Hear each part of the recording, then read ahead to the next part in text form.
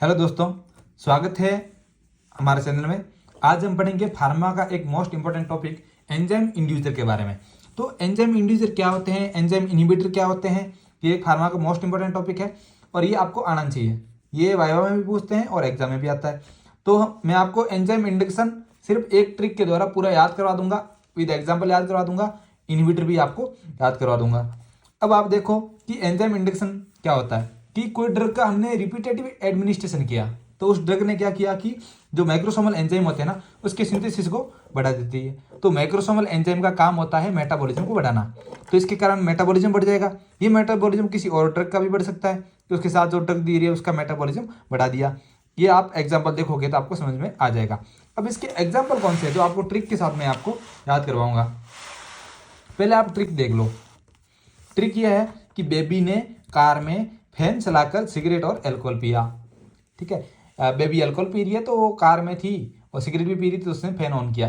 तो ऐसे देखो, बेबी ने कार में फैन चलाकर सिगरेट और अल्कोहल पिया।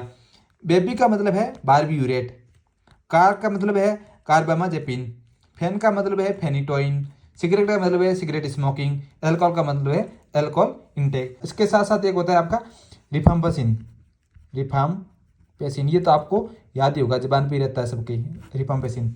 ठीक है, अब देखो, अब हम बढ़ रहे हैं clinical importance of microsomal enzyme induction. तो क्लिनिकली ये क्यों इंपॉर्टेंट है? एक देखो, पहला है कि एंजाइम इंडक्शन के कारण थेरेप्यूटिक इफेक्ट कम हो जाता है। इसका एग्जाम्पल क्या है आपका? रिफाम्पेसिन मैंने एग्जाम्पल दिया। ये ड्रग है इंड्यूसर। ये क्या करती है, जो ओरल कॉन्ट्रासेप्टिव होती है ना, उसके मेटाबॉलिज्म को बढ़ा देती है। तो ओरल कॉन्ट्रासेप्टिव के मेटाबॉलिज्म को बढ़ा गई तो उसका इफेक्ट भी कम होगा, तो ओरल कॉन्ट्रासेप्टिव क्या होगी, फेल हो जाती है। दूसरा है ड्रग टॉक्सिसिटी। अब ड्रग की टॉक्सिसिटी कैसे बढ़ा देती है? हमने बोला कि भाई मेटाबॉलिज्म बढ़ा रही है तो जल्दी जल्दी ड्रग खत्म हो जाएगी, लंबे टाइम तक रहेगी नहीं। तो ड्रग की टॉक्सिसिटी का कैसे बढ़ गई? इसमें एक थोड़ा सा लॉजिकल कंसेप्ट है कि देखो, किसी ने दारू पी रखी हो, अल्कोहल पी रखा हो, फिर हमने उसको पैरासीटामोल दे दी, तो ऑब्वियसली पैरासीटामोल का मेटाबॉलिज्म बढ़ेगा। तो क्या होगा, जो उसके मेटाबोलाइट होते हैं ना, वो टॉक्सिक होते हैं। इसमें ये ड्रग टॉक्सिक नहीं होती है, जो इसका जो मेटाबोलाइट होता है वो टॉक्सिक होते हैं। तो जितना ज़्यादा मेटाबॉलिज्म होगा उतने ज़्यादा मेटाबोलाइट बनेंगे और उतनी ज़्यादा टॉक्सिसिटी होगी। तो यहाँ पे क्या हुआ, इंडिविजुअल के कारण टॉक्सिसिटी बढ़ रही है। यहाँ फेल हो रही थी ड्रग, यहाँ टॉक्सिसिटी बढ़ रही है। तीसरा है ऑटो इंडक्शन। अब ऐसे है, कुछ ड्रग ऐसी होती है जो खुद का ही मेटाबॉलिज्म बढ़ा देती है। ठीक है, तो फिर वो ड्रग काम करना बंद कर देती है, तो उसको हम बोलेंगे ड्रग टॉलरेंस, कि ड्रग दे रहे हैं लेकिन ड्रग वर्किंग काम नहीं कर रही है। कार्बामाजेपिन से इसका एग्जाम्पल है। अब देखो, एग्जाम्पल वही आ रहे, देखो फेनिटोइन हो गया, कार्बामाजेपिन हो गया, जो मैंने आपको ट्रिक बताई। अब देखो, फेनिटोइन के प्रोलॉन्ग यूज करेंगे ना हम इसको, तो ये क्या करेगा, विटामिन डी का मेटाबॉलिज्म बढ़ा देगा, जिसके कारण ऑस्टियोमलेसिया हो जाएगा। पांचवा है बारबियूरेट है। तो बारबियूरेट क्या करेगा कि भाई ये और प्रोडक्शन करेगा पोरफायरिया का, तो पोरफायरिया प्रेसिपिटेट हो जाएगा। दूसरा है फिनोबार्बिटोन लिखा हुआ है। तो ये न्यूनेटल जॉन्डिस में यूज करते हैं।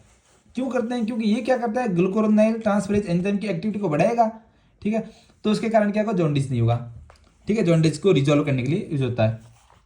अब एंजाइम इंड्यूसर भी देखो, जो मैंने आपकी ट्रिक बताई, बेबी ने कार में फैन चलाकर सिगरेट और अल्कोहल पिया और रिफाम्पेसिन आपको बताई। तो इसी सीक्वेंस में आप याद करो। और सबसे पहले बारबियूरेट का कहाँ यूज हो रहा था कि बारबियूरेट में आपकी फिनोबार्बिटोन है, वो क्या करती है, न्यूनेटल जॉन्डिस के ट्रीटमेंट में काम आती है, क्योंकि ये ग्लूकोरोनाइल ट्रांसफरेज की एक्टिविटी को बढ़ाती है। दूसरा है कि पोरफायरिया का और प्रोडक्शन, पोरफायरिन का और प्रोडक्शन करता है, जिसके कारण पोरफायरिया हो जाता है। अभी ये कार्बामाजेपिन्स का क्या है, ये खुद का इंडक्शन कर लेती है, तो टॉलरेंस डेवलप हो जाती है। फेनिटोइन ऑस्टियोमेलेसिया आपको याद रखना है। अल्कोहल में क्या होगा, पैरासीटामोल टॉक्सिसिटी हो जाएगी। रिफाम्पेसिन में क्या होगा, ओरल कॉन्ट्रासेप्टिव फेलियर हो जाएगी। अब हम पढ़ रहे हैं एंजाइम इनहिबिटर। एंजाइम इनहिबिटर को आपको याद करना है एंटीबायोटिक से, कि मोस्ट ऑफ एंटीबायोटिक है वो एंजाइम इनहिबिटर होती है। क्लोरामफेनिकोल हो गया, सिप्रोफ्लॉक्सासिन हो गया, एरिथ्रोमाइसिन हो गया। मोस्ट ऑफ बोल रहा हूँ मैं, सभी नहीं, क्योंकि इसमें भी आई थी। और ये क्या करती है कि वॉरफेरिन है ना, इसके मेटाबॉलिज्म को कम कर देती है, जिसके कारण ब्लीडिंग हो जाती है। तो ये थी एंजाइम इंड्यूसर और enzyme inhibitor. Thank you. Channel को सब्सक्राइब जरूर करें ताकि हमें मोटिवेशन मिलता रहे और हम बहुत ही इजी वीडियो लेके आए आपके लिए।